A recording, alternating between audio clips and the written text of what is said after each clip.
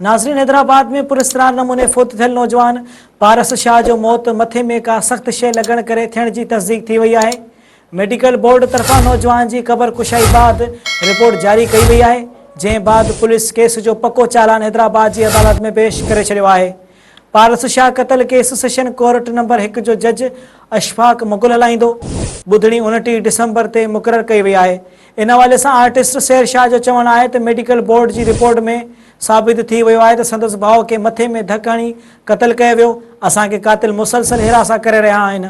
कूड़ा केस दाख़िल कया विया। अदालत मां इंसाफ़ जी उम्मीद आहे। यादि रहे त नामियारे ब्रॉडकास्टर ऐं शाइर माकन शाह रिज़वी जे नौजवान पुट जो कुझु महीना अॻु हैदराबाद में पुरस्कार मौत थियो हो।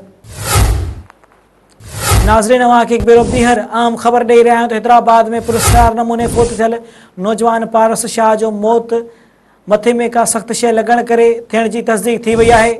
मेडिकल बोर्ड तरफां नौजवान जे क़बर कुशाई बाद रिपोर्ट जारी कई वई आहे, जंहिं बाद पुलिस केस जो पक्को चालान हैदराबाद जी अदालत में पेश करे छॾियो आहे।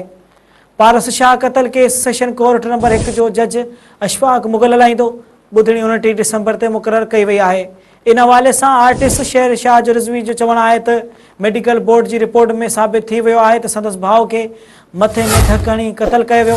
असांखे कातिल मुसलसल हिरासा करे रहिया आहिनि। कूड़ा केस दाख़िल कया विया। अदालत मां इंसाफ़ जी उम्मीद आहे।